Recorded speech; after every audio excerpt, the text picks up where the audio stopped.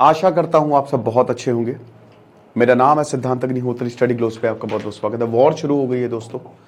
आपको याद होगा 2 साल पहले जब मैंने अपना चैनल शुरू किया था स्टडी ग्लोस, जब मैं इस पर एक्टिव हुआ था, तभी उसी वक्त इजराइल और पैलेस्तीन के बीच में भयानक युद्ध जो है वो छिड़ गया था और फिर से वही हुआ। बट ये युद्ध वर्ल्ड वॉर 3 की शक्ल ले सकता है, हालांकि लेगा नहीं, बट पॉसिबिलिटी है, क्योंकि ईरान ने ऑलरेडी बोल दिया कि हम पैलेस्तीन के साथ हैं, इजिप्ट ने कंडेम किया, अमेरिका ने कंडेम किया है, भारत ने ये बोला है कि जितने अपने सिटीजन्स उनको अलर्ट जारी किया है कि भाई जो भी आप लोग हैं वो बाहर ना निकले, अननेसेसरी मूवमेंट अवॉइड करें और साइट पे रहे, मतलब जो सेफ्टी साइट्स है उसी के ही आसपास रहे, क्योंकि सिचुएशन खराब हो चुकी है।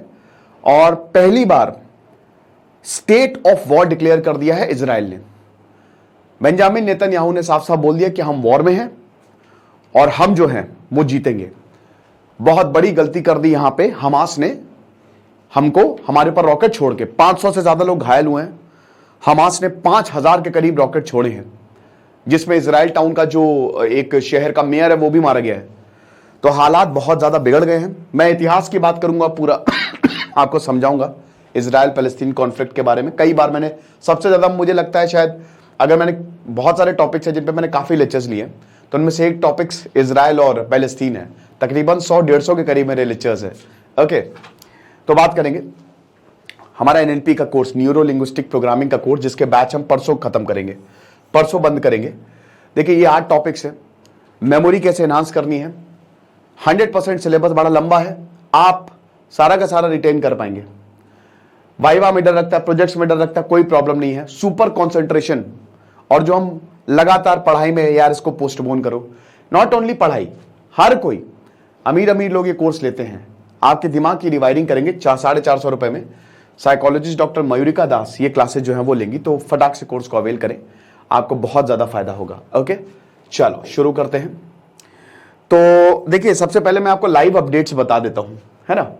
लाइव अपडेट्स क्या है, लगभग 11:50 पे ये कंफर्म हो गया कि हमास ने अटैक लॉन्च किया है। किसके ऊपर? इजराइल के ऊपर। देखो अल अक्सा मॉस्क, ये यरूशलेम है ना,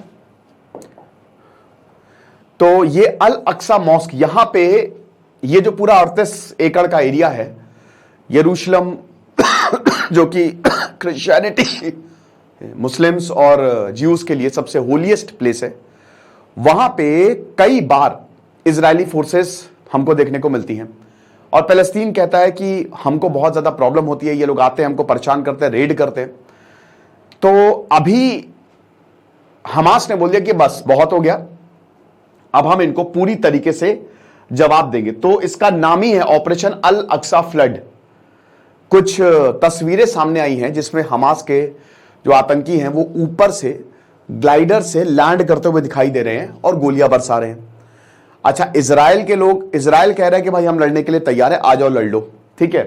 देखिए इसमें दोनों ही दोषी हैं, इजराइल भी और हमास तो कह रहे ही है, लेकिन इजराइल भी कम दोषी नहीं है इसमें। तो आप ये समझिए कि कॉन्फ्लिक्ट जो है वो बहुत ही तेजी से बढ़ रहा है। तो ये लगभग आज 12 बजे के करीब हुआ है ना। और जो उस सलाह अरारी हैं, जो कि हमास लीडर है, एग्जाइल्ड हमास लीडर, उन्होंने ये बोला कि जो क्राइम किए हैं यहां पे इजराइल ने, उसके रिस्पॉन्स में हमने ये जवाब जो है वो हम उनको अब देंगे। फिर उसके बाद यहां पे काफी लोकेशंस जो स्पेशली गाजा बॉर्डर के आसपास है, वहां पे इन्फिल्ट्रेशन हमको देखने को मिला।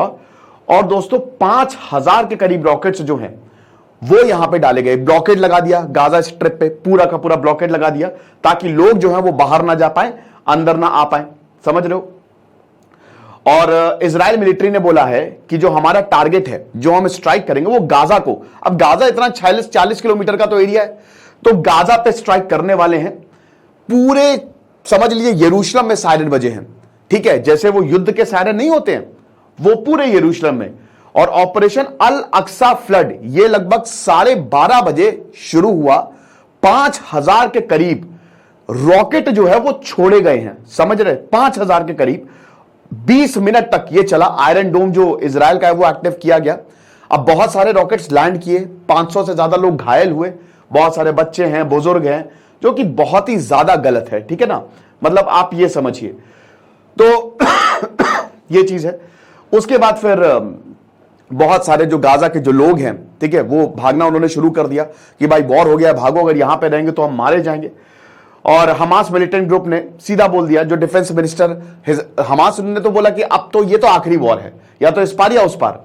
इजराइल कह रहा है कि आ जाओ बेटा लड़ लो, हम जीतेंगे। इजराइल के जो डिफेंस मिनिस्टर हैं उन्होंने बोला कि इजराइल विल विन, ये हम प्लेज लेते हैं, जो डिफेंस मिनिस्टर योआव गैलेंट है। और हमास को ये बोला कि बहुत बड़ी गलती कर दी है तुमने, ये जो तुमने हमला किया है। फ्रेंच एम्बेसी, जर्मनी, अमेरिका ने इसको कंडेम किया है, हमास के अटैक को कंडेम किया। याद रखिएगा कि जो जिसके अटैक को कंडेम कर रहा है वो दूसरी साइड में है। फ्रांस जो है वो हमास के अटैक को कंडेम कर रहा है, इसका मतलब फ्रांस इजराइल के साथ है। जर्मनी हमास के अटैक को कंडेम कर रहा है, जर्मनी इजराइल के साथ है। ईरान जो है वो इजराइल के अटैक को कंडेम कर रहा है, इजराइल हमास के साथ है। ठीक है, नहीं, फ्रांस मतलब इजराइल के साथ है, वही मैंने बोला ना, फ्रांस जर्मनी। तो जो जिसको कंडेम कर रहा है वो दूसरे देश के साथ है। तो जैसे ही यहां पे ये हुआ पूरा का पूरा, इजराइल ने तुरंत लगभग 1-2 बजे के आसपास बेंजामिन नेतन्याहू टीवी पे आए और उन्होंने बोला कि भाई इमरजेंसी लगा दी गई है, हम स्टेट ऑफ वॉर में हैं।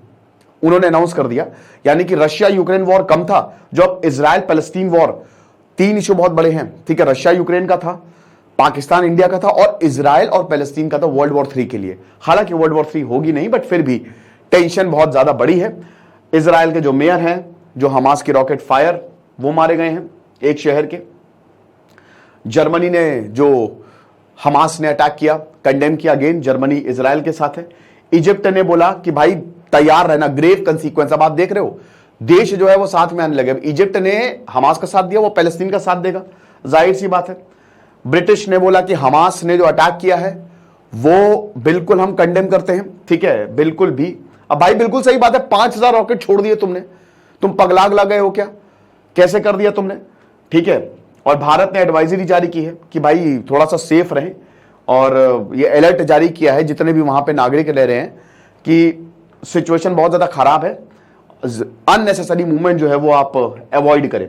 और अभी तक 22 इजरायली जो है वो हमास के अटैक में मारे जा चुके हैं। चेक रिपब्लिक ने इजराइल को सपोर्ट किया, बोला कि हमास ने जो अटैक किया हम उसके साथ बिल्कुल भी नहीं है। मैं आपको बता दूं कि हमास नक्शे से मिट जाएगा, ये आप मान के चलिए। बहुत ज्यादा मुश्किल है, और ये जो इतने समय से इजराइल भी बार बार जो है वो रेड मार रहा था, वो भी गलत था। उसके रिस्पॉन्स में ये जो है वो अटैक हुआ है। वेस्ट जो इतना बड़ा टेरर अटैक हुआ, उसने पूरी तरीके से इजराइल को कंडेम किया है। 500 से ज्यादा लोग अभी तक जो है वो घायल हुए हैं। ठीक है ना। ईरान के जो सुप्रीम लीडर है उन्होंने इजराइल को उन्होंने हमास को सपोर्ट दिया है। खैर, ईरान तो हमेशा से। रशिया जो है वो लगातार अभी इजराइल और पैलेस्टीन दोनों से कांटेक्ट में है। और यहां पे लोकल मीडिया ने ये रिपोर्ट किया कि जो हमास फाइटर्स हैं वो ड्रोन्स का यूज कर रहे हैं ताकि इजरायली टैंक्स को टारगेट किया जा सके। टैंक वैंक आ गए हैं, आपको बता दूं। तो ये है, मतलब आप ये समझिए कि फुल फ्लेजेड वॉर जो है वो शुरू हो चुकी है ना। अब दोस्तों ये शुरुआत कैसे हुई, तो हम इसके बारे में जानते हैं, थोड़ा सा इतिहास के बारे में भी देख लेते हैं। आपको इजराइल दिख भी नहीं रहा होगा मैप में, दिख रहा है क्या? नहीं दिख रहा होगा, छोटा सा, मतलब आप ये समझिए कि एकदम छोटा सा यहां पे इजराइल आपको दिखेगा। मैप में दिख भी नहीं रहा है, लेकिन स्टिल ये है पूरा इजराइल।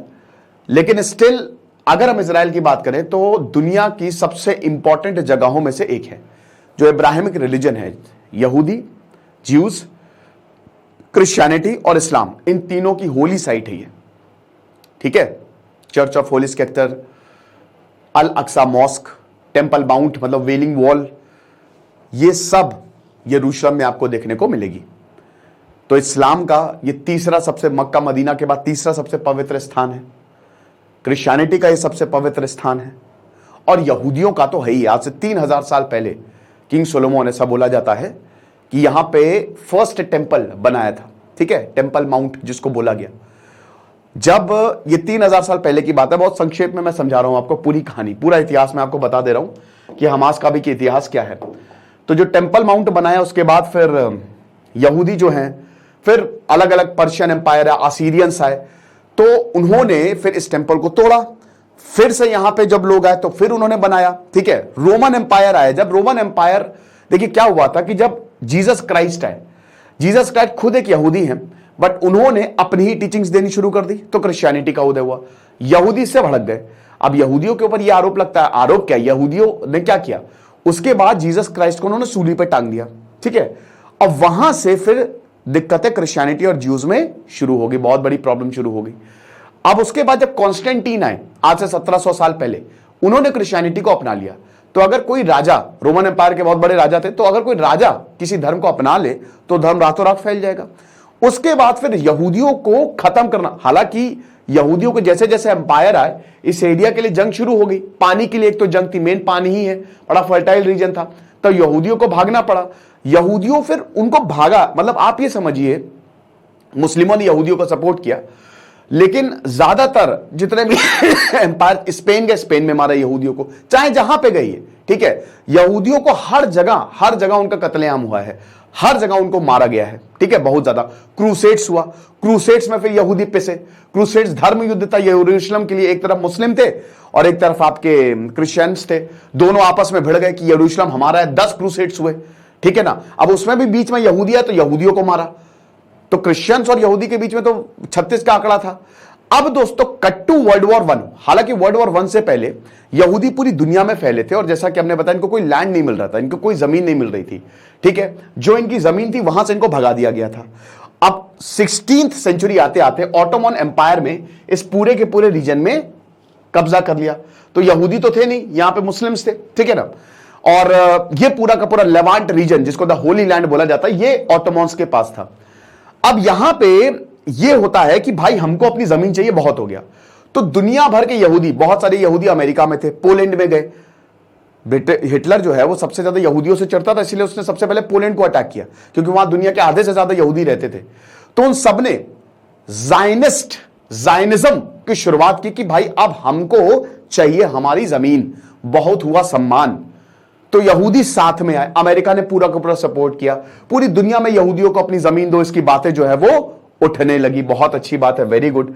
अब क्या होता है दोस्तों, हाँ यहां पे आइए आप, ये मैप है दोस्तों, ये आप देख सकते हो ना, ये वाला जो मैप आप देख रहे हो, ये 1947 से पहले का मैप है। ये पूरा का पूरा एरिया जो है वो पैलेस्तीन का है, ठीक है। और आज देखिए आपको पैलेस्तीन कहीं दिखेगा ही नहीं। तो अब हुआ क्या, वर्ल्ड वॉर 1 शुरू होता है। वर्ल्ड वॉर 1 मैंने क्या बताया कि इस पूरे एरिया में, ये जो रीजन आपको दिख रहा है, यहां पे किसका राज था, यहां पे राज था ऑटोमन्स का। तो वर्ल्ड वॉर 1 जब शुरू हुआ, तो वर्ल्ड वॉर 1 में ब्रिटिशर ने वादा किया, जैसे भारत को वादा किया था, वैसे ही यहूदियों को भी वादा किया कि तुम हमारा साथ दो और हम तुमको तुम्हारा लैंड दे देंगे। तो जितने भी, क्योंकि भाई जर्मनी लड़ रहा था, जर्मनी को ऑटोमन एम्पायर सपोर्ट कर रहा था, बाकी इधर रशिया, इटली, इंग्लैंड जो है वो सब साथ में थे, अमेरिका जो है वो सब साथ में लड़ रहे थे। यहूदियों ने बड़ी बहादुरी से साथ दिया।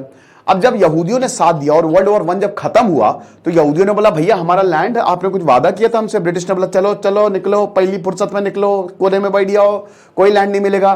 तो यहां पे बैलफोर डिक्लेरेशन को फाड़ के फेंक दिया, बत्ती बना दी, और बोला कि वो देखो गया तुम्हारा बैलफोर डिक्लेरेशन, ऐसी की तैसी। और पैलेस्तीन पे ब्रिटिश ब्रिटिश आ गए, इन्होंने अपना पैलेस्तीन मैंडेट जो है, फिलिस्तीन मैंडेट, ब्रिटिशर ने ये पूरे के पूरे एरिया को अपना, मतलब अपने कब्जे में ले लिया कि भाई ये हमारा एरिया है, ठीक है। यहूदियों का मूड खराब। अब यहूदियों ने क्या किया, यहूदियों ने यहां पे जमीनें लेनी शुरू कर दी, ठीक है। पैलेस्तीनियों से जमीनें लेनी, पैसे दे दे के जमीनें लेनी शुरू कर दी। और यहूदियों ने स्ट्रैटेजी की, पूरी दुनिया से यहूदी जो है वो आए और यहां पे सेटल होना शुरू कर दी, आ जाओ बेटा। तो धीमे धीमे क्या, 37,000 पॉपुलेशन थी, फिर 84,000 हुई, फिर 1 लाख हुई। दुनिया से यहूदी यहां पे आके रहने लगे, जमीन खरीद खरीद के। वर्ल्ड वॉर 2 शुरू हो जाता है। वर्ल्ड वॉर 2 शुरू होने के बाद साफ साफ था, ब्रिटिशर ने बोल दिया कि तुम टेंशन ना लो, इस बार तुमको पक्का तुम्हारा लैंड दे देंगे। अब देखिए अगल बगल के जो देश हैं, इजिप्ट हो गया, जॉर्डन हो गया, सऊदी अरब हो गया, वो तो यहूदियों से चिढ़ेंगे, वो तो बिल्कुल भी इस पक्ष में नहीं रहेंगे कि यहूदियों को इनका लैंड मिले, क्योंकि भाई अल्टीमेटली यहां पे जितने भी लोग हैं वह है तो मुस्लिम्स, और सब एक कॉमन लिनेज के हैं। जंग तो है ही है ना, मतलब अगर यहूदियों को हम ये जमीन देंगे तो इसका मतलब हम अपने भाइयों को जमीन छीन लेंगे, उनसे जमीन छीन लेंगे। तो अब यहां पे क्या हुआ कि जब वर्ल्ड वॉर 2 खत्म होता है, तो ये पूरा का पूरा मामला चला गया यूनाइटेड नेशंस, और यूनाइटेड नेशंस ने फिर मैप निकाला। यूनाइटेड नेशंस ने ये बोला कि भाई देखो बहुत सारा एरिया, ये वाला मैप था, मतलब इससे थोड़ा सा ज्यादा था पैलेस्तीनियों के पास, कि ये वाला जो एरिया है वो पैलेस्तीन जो हरे में आपको दिख रहा है, और बाकी इजराइल के पास रहेगा, ठीक है। इजिप्ट ने बोला भाई ऐसे की तैसी तुम्हारी, इजिप्ट, जॉर्डन और जितने भी अरब मुल्क हैं उन्होंने यहूदियों पे युद्ध छेड़ दिया कि मारेंगे बेटा तुमको।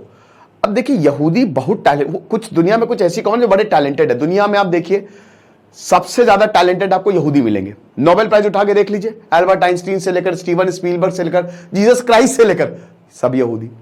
तो भाई बहुत टैलेंटेड लोग हैं। मोसाद के किस्से आपने सुने होंगे, घर घर घुस के मारती है, वो 20 साल तक मारेगी। तो यहूदियों ने हरा दिया तीनों देशों को, हरा दिया। 1948 में पहला इजरायली वॉर यहूदी जीत गए। और यहूदियों ने जो मैप दिया था ना यूनाइटेड नेशंस ने, उससे ज्यादा एरिया यहूदियों ने अपने पास ले लिया कि मिलो बेटा अब तो भगड़ा पाएंगे। अब उसके बाद ये इधर ये वाला वेस्ट बैंक है और ये गाजा स्ट्रिप, ठीक है। धीमे धीमे क्या हुआ, यहूदियों ने और एरिया जो है वो कब्जाना शुरू कर दिया। 1967 में हम ये देखते हैं कि फिर एक वॉर होती है।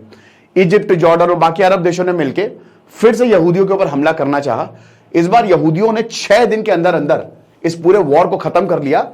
आप छोड़ो ये पूरा एरिया यहूदियों के पास, सब कुछ इजिप्ट का सिनाई पेनिनसुला जो है ना ये वाला, ये पूरा इनके पास, वेस्ट बैंक का काफी एरिया इधर इनके पास, जॉर्डन का एरिया इनके पास, बैंड बजा दिया अरब मुल्कों की।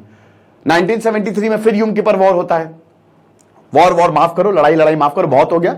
1979 में फाइनली पीस होता है। अनवर सादत जो है, जो इजिप्ट के राष्ट्रपति है, बोलते कि भाई ऐसा है, हम तुम इजराइल तुमको क्या चाहिए, तुम मुझे बताओ। अच्छा एक चीज और, यरूशलेम जो है ना, यरूशलेम वो जो है वो किसी के पास नहीं, वो यूनाइटेड नेशंस के अंडर में था, है और रहेगा, ठीक है।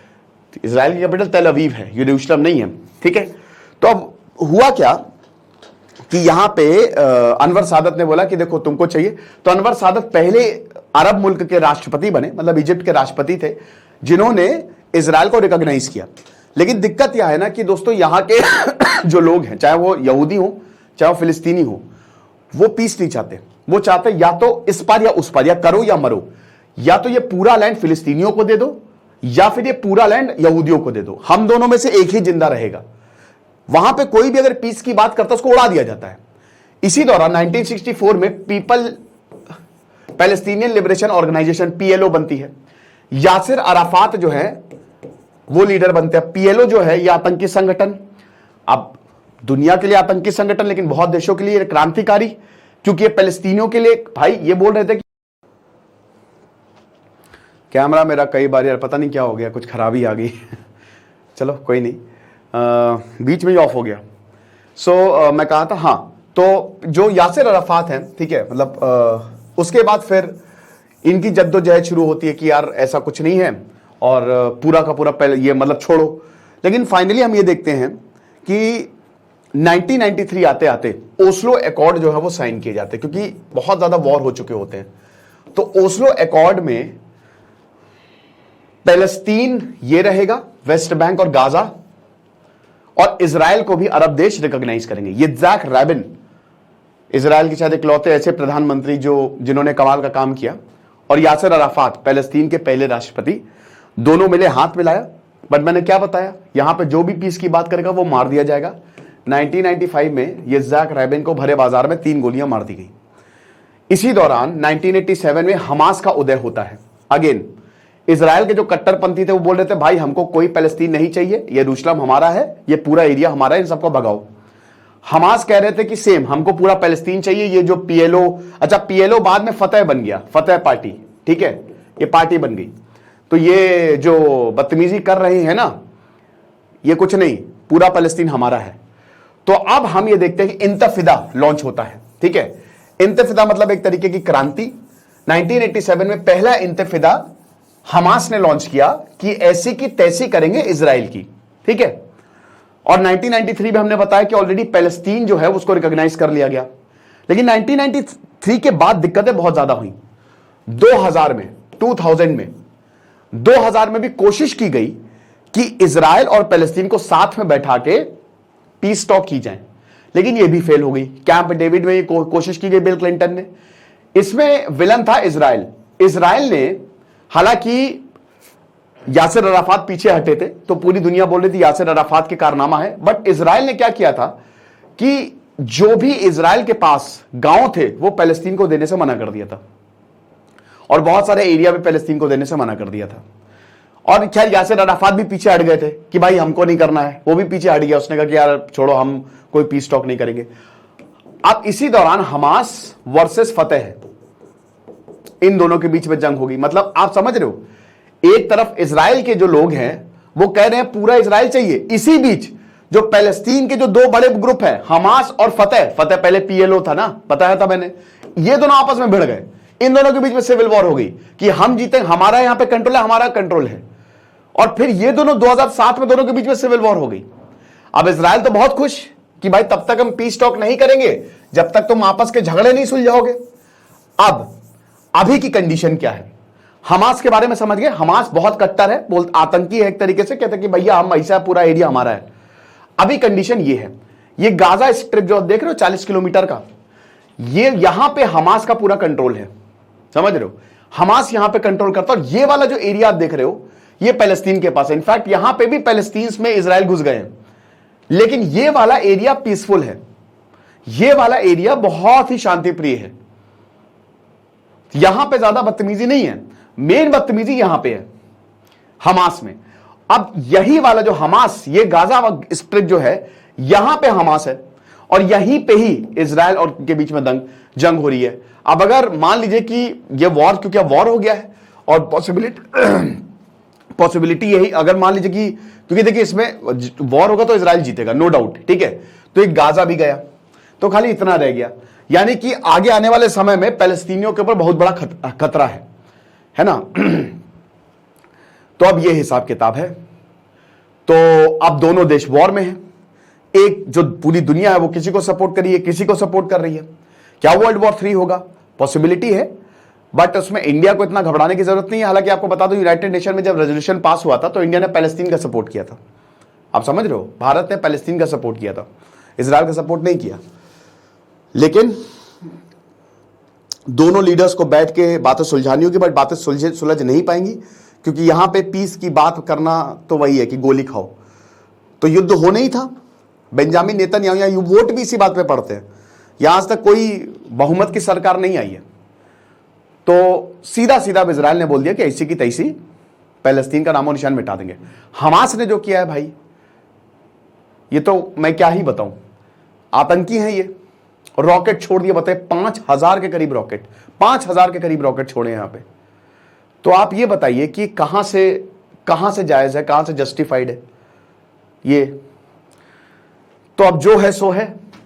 फिलहाल आप ये समझिए कि जो इजराइल है और हमास दोनों युद्ध में है, और अब बहुत जल्द आपको नतीजा पता चलेगा।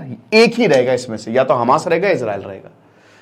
हमास ही नहीं रहेगा, इजराइल ही रहेगा, क्योंकि इजराइल बहुत ही ज्यादा ताकतवर है, ठीक है।